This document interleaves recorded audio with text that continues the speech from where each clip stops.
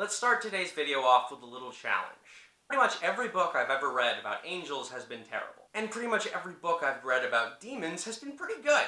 If a book has both, it tends to be terrible. So here's the challenge. If you can think of a good book about angels or a terrible book about demons, comment below and I'll try and have it read and reviewed by a week from Tuesday.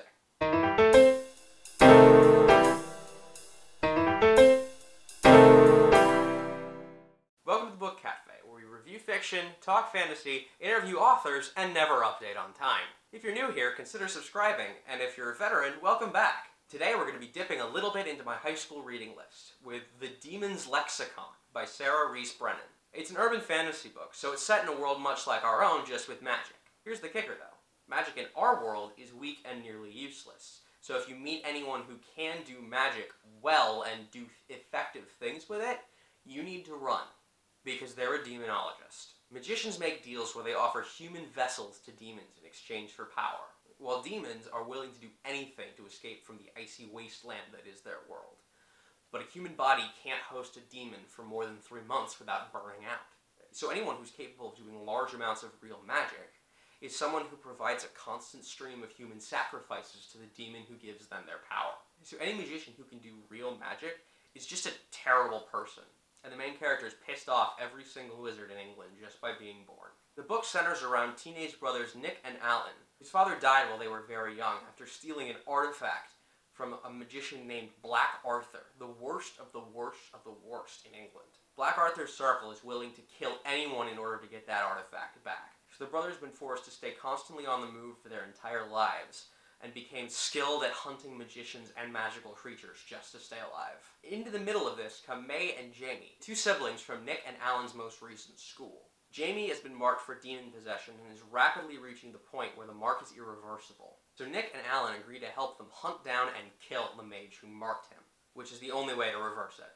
Despite that charming synopsis, this book is a young adult novel, with a love hexagon instead of a love triangle. It has a lot of original concepts that it actually uses really well, but unfortunately there's a couple of things it doesn't. The book is told entirely from the viewpoint of Nick, who's rather difficult to like.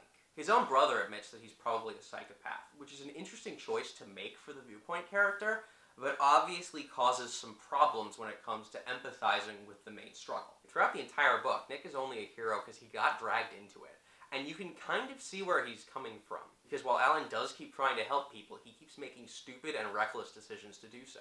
And to be fair, he is a teenager, but when the reader is rooting against the main plot continuing, you might have a problem. On the other hand, Nick, as a main character, is actually stunningly and brutally effective at introducing the world and at dispatching his enemies. He's a weapon nut who's honed his skills to the point where he can kill combat specialist magicians with barely a fight. And as the book reminds us every 10 pages or so, he's super hot. However, despite the numerous roadblocks this book hits, I really found myself enjoying it. I'd say it's like if you took a traditional YA book and then made the main character a serial killer, but it's not like that. That's just what it is. And it takes that concept and just runs with it. Everything about YA books that you've ever been annoyed about, I promise, Nick is more annoyed than you, and unlike you, he's willing to make it stop using a knife. This results in one of the craziest, darkest, most hilarious young adult books I've ever read. That said, it seems like it was supposed to have been more so. If you read the book, it feels like somewhat significant portions have been cut in order to make it more in line with modern YA. As a result, parts of it feel really weird and kind of confusing.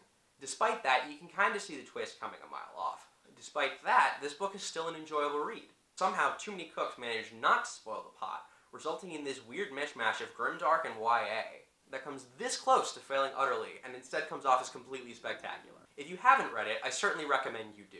Even if you end up not liking it, it's an experience worth having. So if you want to pick it up, the Amazon link is below. Have you read The Demon's Lexicon and its sequels? What did you think about it? Let me know in the comments. Remember to like this video, click on the dragon to subscribe, and click here to watch more videos like this from my channel. We'll be resuming the normal update schedule of Tuesday, Thursday, Sunday this week.